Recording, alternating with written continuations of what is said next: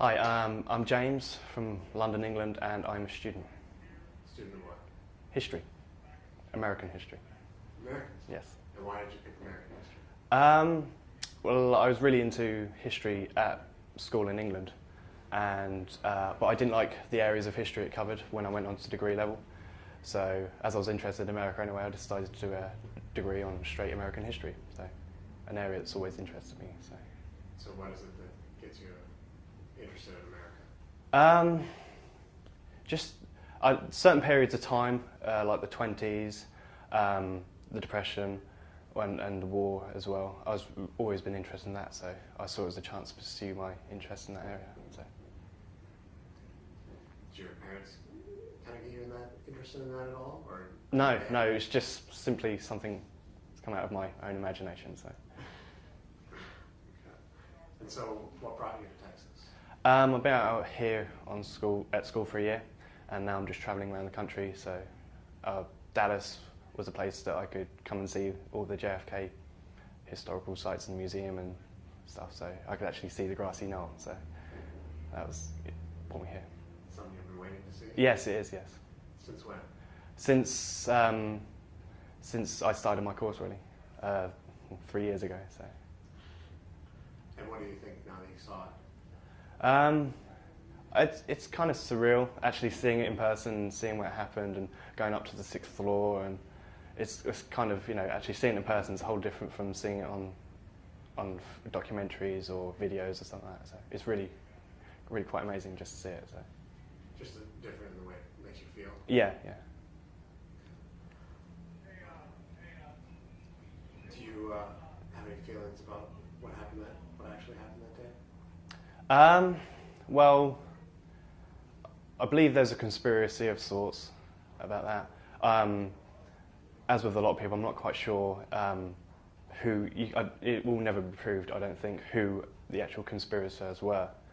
I definitely believe Oswald didn't fire the bullet that killed Kennedy. I believe he fired a bullet, but I don't believe that was the shot that killed him. So. Where do you think the kill shot came from? The grassy knoll. The one convinces you of that? Well, I've seen the film JFK as well, so that's probably influenced me a lot. And where it put about the triangle of fire, I believe it, and the evidence there presented about the magic bullet and how it went through the back and all these right angles. And so I don't believe, and especially the fact that with his old rifle, to fire 3 shots in that amount of time and to get that accuracy, I just don't believe it's possible. So that's where the influence comes from, I suppose. Do you have experience firing weapons? Sorry? Do you have experience firing weapons? Yes, I went, sounds really bizarre, I went to my next door neighbour at college's house in Pennsylvania last Christmas, and he lives in the woods and he had guns, so he let me fire some, so I fired a shotgun, and a pistol, so that probably as well, probably, to fire shots that accurate. I know how difficult it is. I know Oswald was an ex-Marine, but even then, like when they brought in the top military marksmen, and they couldn't do it, so I don't see how Oswald could have got it. So. And what did you feel about the museum? The museum itself? Yeah. I thought it was very good. It was good at just presenting the facts as well. It didn't try and sway one opinion or another. I noticed it didn't really cover the JFK, the Oliver Stone film and his theory. It didn't really cover that a lot, which I was sort of surprised at. I thought it might have concentrated on one theory and then it didn't try to bias people, I don't think. And it was also tried to glorify Kennedy a lot in there. It was very, it was concentrated a lot on that rather than conspiracy theories so. I thought it was very good though. And have you looked at other things on the conspiracy books or movies? I was going to do my dissertation on it last year, but I just, in the end I chose not to. So I did some preliminary work, but then I chose to do something else. So I've read a bit on it, but not extensively. And what made you decide not to go I really wanted to do something on my favourite president and the Depression, so I did it on Franklin Roosevelt. So I chose that over Kennedy. So. And plus, about 100 other people in my course were doing JFK, so I thought it'd be different. So. Is he, I mean, the most popular, or is he? It's certainly because in the second year when we covered, we did like the last from the 1900s to the 20th century. We did a course concentrated on that, and as soon as the lectures turned around to the 1960s and JFK, you saw a lot of people who'd been just sitting there for, just twiddling their thumbs in the other lectures, like quite bored. They all suddenly perked up. So it was quite a big area of interest. So. Why do you think Kennedy still grabs people like that? I think a lot of it's the myth and the legend of it. They're sort of grown into that sort of thing. Like everyone, if you're doing American history, one of the first things especially as it's been so recent as well. I mean, 60s is a long time ago, but it's still quite recent in people's memories. So I think that has a lot to do with it. And did you say what your personal theories are? I believe it was the fiasco in the Bay of Pigs had something to do with it, and the CIA had when Kennedy didn't send the air support in, and I know the film strongly suggested that Kennedy wasn't going to go into Vietnam, and so like all the businesses, like the manufacturers for the war, that would get a lot of reward from the war, knew that Kennedy wasn't pro-war, so they needed. I reckon there's a lot of factors, coming together at the same time, and then that all contributed to it. So like the CIA guys and the anti-Cubanists, and then the businessmen. So, but I don't believe that. I know the film as well said about Lyndon Johnson having if you get rid of this guy, put me in, I'll give you your war. I don't believe that too much. So that's the scope of the people I think were involved. So just my personal opinion, whether that's true or not. I don't know. Did you go out there and look at the X? It's in the road. I haven't actually. I've seen it from far. We're going down there next on our next step of our journey, so I haven't seen that yet. No. Have any ideas how it got there? What is it? The X on there? I don't quite know it. I mean, how do you think? Who do you think put the X there? I don't know. So. Because some people think that the city did, and some, Okay. I was just curious if you. Oh, that's the first time I've heard about it. So. Did you take a look at this sign out here, where it talks about Lee Harvey Oswald allegedly shooting the president? Yes. Did you notice how people have underlined allegedly out there? Yeah, I saw that. That goes to a lot of. That's pretty much sums up, a feeling of a lot of people that he didn't actually, shoot the president. So. And do you think people are always going to come here? Yes, I do.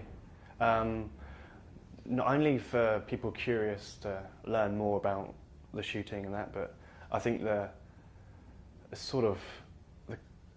cult of personality that JFK built up in his short space of time that he was in office, I think that's going to live on for a long time. I mean, you've got people who were there, around that time will come back, and every generation that's taught about Kennedy gets taught that. So, I mean, that influence, that has a lot of power over people, the influence, and so they'll want to come back and see it and see, the sites. And so I reckon the museum will have a long shelf life, so to speak. So it'll always get visitors. So.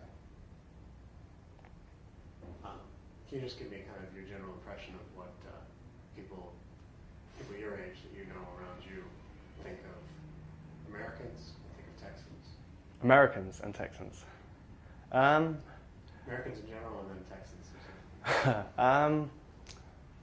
Well, certainly people I know, there's you get two schools of from my experience as well, Americans are very kind, very nice people, but some especially when Americans go abroad, and the American tourists, people think they're loud and obnoxious, and there's a sort of arrogance there as well. That's mainly from the American tourists abroad. But I say my personal impression is Americans have always been very friendly people. So, and Texans,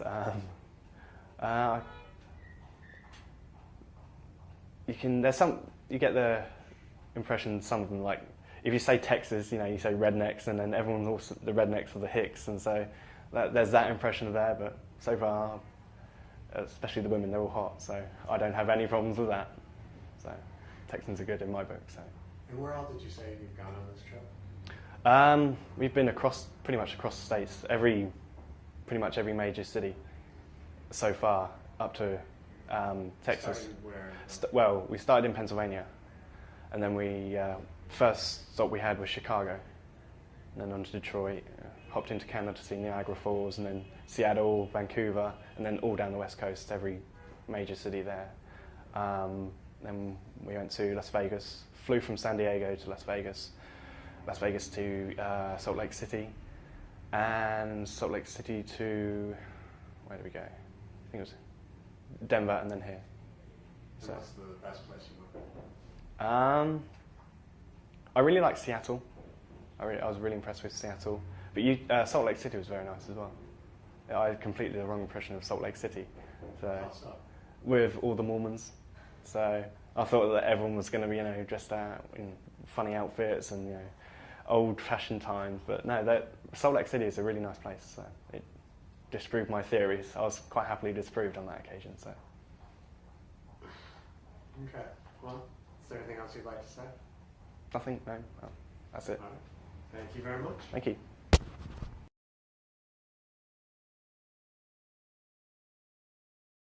FK historical sites in the museum and stuff, so I could actually see the grassy knoll, so that was it, brought me here. Something you've been waiting to see? Yes, it is, yes. Since when? Since I started my course, really, 3 years ago. So. And what do you think now that you saw it? It's kind of surreal, actually seeing it in person, seeing degree level. So, as I was interested in America anyway, I decided to do a degree on straight American history, so an area that's always interested me. So what is it that gets you interested in America? Just certain periods of time, like the 20s, the Depression, and the war as well. I've always been interested in that, so I saw it as a chance to pursue what happened, and going up to the 6th floor, and it's kind of, actually seeing it in person is a whole different from seeing it on documentaries or videos or something like that. So it's really quite amazing just to see it. So. Just different in the way it makes you feel? Yeah. Do you have any feelings about what actually happened then?